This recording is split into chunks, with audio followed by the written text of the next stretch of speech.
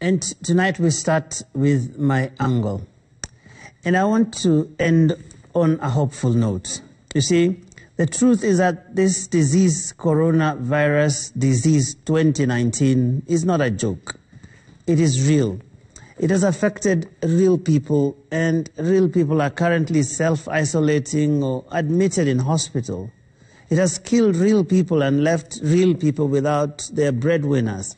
It has destroyed real businesses, and real people have lost jobs as a result of the economic disruption it has occasioned. But that is only part of the truth. It is true that 263 people have died from COVID-19 related complications here in Kenya, and that we will never forget.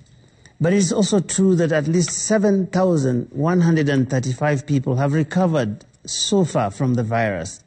That means that the number of those who have recovered from the disease is more than 27 times more than those who have died from it, this far at least.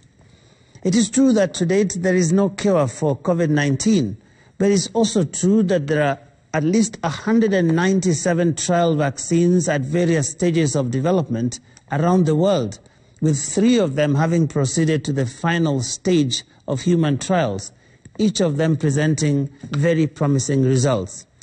It is true that the economy has been disrupted by COVID-19, but it is also true that COVID-19 has resulted in greater innovation that might live beyond the pandemic. Because of COVID-19, we have realized that we can make millions of face masks in Kenya and even make hospital beds right by the roadside. We've also seen several generous Kenyans supporting many Kenyans. Young people moving around neighborhoods giving out sanitizers and other essentials, of Kenyan mothers giving out food to needy children, of Kenyan men and women giving donations, both huge and small, to support a needy case. Now, a few hours ago, I solicited stories of a bright side of COVID-19 on Twitter, and I have received hundreds of those. From the simple ones, such as the highly beneficial practice of washing hands, which, pandemic COVID-19 has taught us, to the more complex ones. We can talk about the cashless economy that is emerging out of the crisis, the creative ways of staying in touch, the highly cost-effective ways of doing business, such as virtual meetings that have cut down on the cost of office space and the time spent on travel. Indeed, even the planet is breathing easy with the forever jet-set conference animals now confined to their computers, attending all manner of virtual meetings. Finally, I want to point out to a new trend that is emerging, albeit slowly, of people coming out in the open when they turn positive for COVID-19. This, too, is a hopeful sign that the stigma that has been surrounding this war against COVID-19 may be turning a corner. Ladies and gentlemen, I do not fish out all these stories of hope because I am blind to the horrors of COVID-19. I'm not unaware of the double standards in government about enforcing COVID-19 rules, as we just mentioned. Neither am I naive to imagine that there is no corruption lurking somewhere in the shadows in the fight against the pandemic. I'm choosing hope tonight because in a protracted adversity such as this pandemic, it's often impossible to win without hope.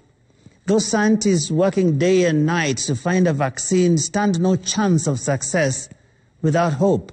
Those Kenyans developing new business ideas would not wake up the next morning to start again after a disappointing day if they did not have hope. Those fighting for justice to ensure good governance even during this pandemic have this enduring hope that something will finally give. In fact, psychologists say that hope allows people to approach problems with a mindset suitable for success. So, ladies and gentlemen, let us wash our hands, let us social distance, let us do everything we can to slow the spread. But by all means, let us remember we have gone through difficult times before and triumphed. Even now, we shall overcome. That's my angle.